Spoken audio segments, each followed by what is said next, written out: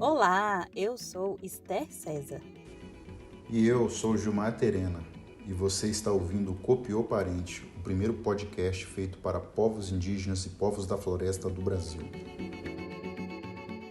Este é o episódio 191 e nesta semana a gente vem com informações sobre o caso dos indígenas Munduruku de Jacareacanga, no Pará. A dona está dando tiro, velho. Por favor, me ajuda. Eu chego com combustível para queimar. Tá tudo aqui. Meu tio tá armado aqui, tudo armado. Venha, por favor. Tá uma confusão aqui, eu vou queimar minha casa. A aldeia fazenda Tapajós foi atacada por garimpeiros, que incendiaram com gasolina 2 casas. Também temos atualizações do projeto de lei 490, que põe em risco as demarcações de terras indígenas no Brasil. Quarta-feira, dia 26 de maio, poderia ser apenas mais um dia comum na vida dos povos indígenas. Mas em Jacareacanga, no sudoeste do Pará, o dia foi de muito medo e apreensão para os Munduruku, da aldeia fazenda Tapajós.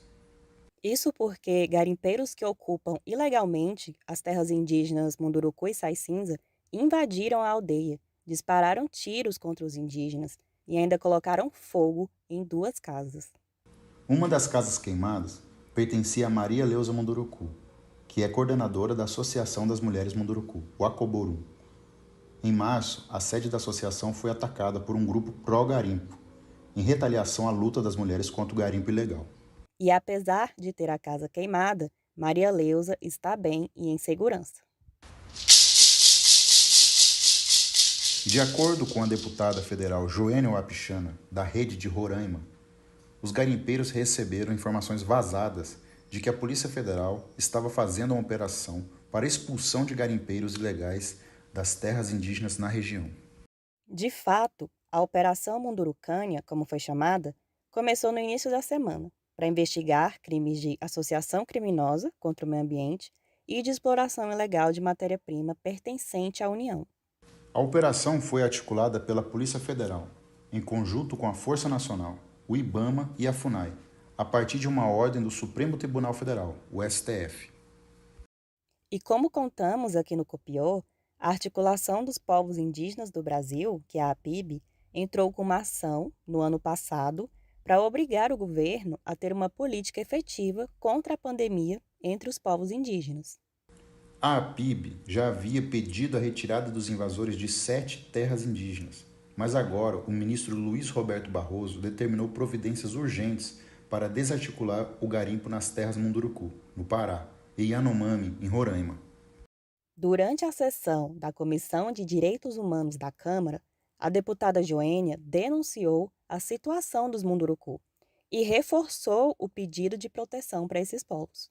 Mas agora chegou ao conhecimento aqui, através da Frente Parlamentar Mista, Defesa dos Povos Indígenas, a situação no Pará, onde essa semana estava planejada uma operação da Polícia Federal para retirar garimpeiros ilegais e que, segundo o que apresentaram, essa informação teria vazado entre garimpeiro e hoje estão ameaçando os indígenas com tiroteios, incendiando casa de lideranças Munduruku, isso no estado do Pará. A liderança, como a Alessandra Munduruku, que já participou de muitas audiências aqui nessa comissão, já vem denunciando há algum tempo e está solicitando um apoio nosso, do parlamento, para que haja presença urgente da Polícia Federal. No mesmo dia dos ataques à aldeia Fazenda Tapajós, horas antes, os garimpeiros também foram de encontro a agentes da Polícia Federal. Tentaram expulsar os policiais do aeroporto e destruir equipamentos de sua base, mas foram contidos. A situação continua muito tensa na região. E pior, de acordo com o Ministério Público Federal, as forças de segurança que realizavam a operação já saíram de Jacareacanga, deixando ainda mais vulneráveis as lideranças indígenas que vêm sendo ameaçadas de morte há muito tempo. A Polícia Federal precisa garantir a segurança dessas lideranças urgentemente. Ainda na quarta-feira passada, mais problemas para os povos indígenas. Agora em Brasília, havia o risco de que o projeto de lei 490, de 2007, fosse votado na Comissão de Constituição e Justiça da Câmara, a CCJ. Esse PL prevê alterações na lei que prejudicam diretamente a vida dos indígenas. Isso porque ele coloca em risco o processo de demarcação de terras indígenas ao prever a aplicação do marco temporal. O marco temporal é aquela tese inconstitucional que diz que só têm direito à terra os indígenas que estavam presentes nela em 5 de outubro de 1988. Ao contrário disso, a Constituição diz que não existe nenhuma data para comprovação do direito indígena à terra, porque esse direito é originário. E quem explica para a gente o que isso significa é a advogada do ISA, Juliana de Paula Batista. Fala aí, Ju. O direito originário é o direito que vai dizer assim, o direito dos indígenas é anterior a qualquer outro direito. Por quê? Porque eles são os primeiros habitantes, eles são os primeiros e naturais senhores da terra. Tudo que veio depois, quando tem uma terra indígena, tudo que veio depois é nulo, porque não se pode constituir nada em cima do direito do senhor natural. Eles são os naturais senhores do direito.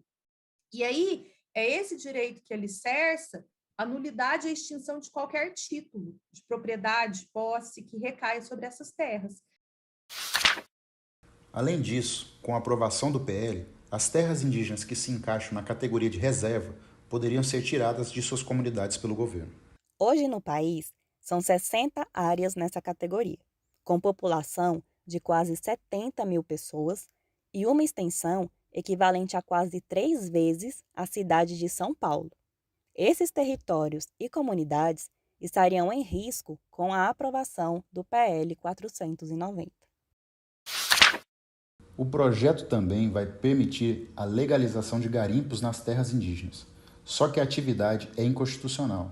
Atualmente, o garimpo é responsável pela disseminação de doenças entre indígenas, como a Covid-19 e a malária, pela contaminação por mercúrio, pela destruição de nascentes e rios e pelo aumento do desmatamento. Lembrando que terras indígenas como a Munduruku e a Yanomami estão sob ataques de garimpeiros, como vimos nesses últimos dias. O PL 490 abre brecha para que os indígenas isolados sejam contactados de forma forçada. Eles poderiam ser contactados, inclusive, por empresas públicas e privadas e por religiosos. Só que essa prática deixou de ser adotada pelo Brasil há mais de 30 anos. Além disso, desde o final dos anos 80, a FUNAI estabeleceu que o contato deve ser feito apenas se os próprios indígenas isolados tomarem essa iniciativa. Existem vários outros problemas graves no PL. A equipe de jornalismo do ISA disponibilizou uma reportagem sobre o assunto, onde vocês podem encontrar mais informações. Nós vamos deixar o link na nossa ficha técnica. A boa notícia é que o PL foi retirado de pauta e, por enquanto, temos uma vitória. Porém, ele pode ser pautado novamente a qualquer momento. De qualquer forma, a luta continua e seguimos de olho.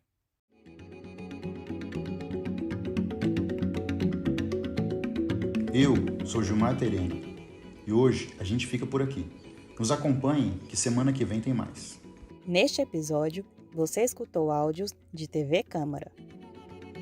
Eu sou Esther César e você acabou de ouvir o Copiô Parente, o primeiro podcast feito para os povos indígenas e povos da floresta no Brasil.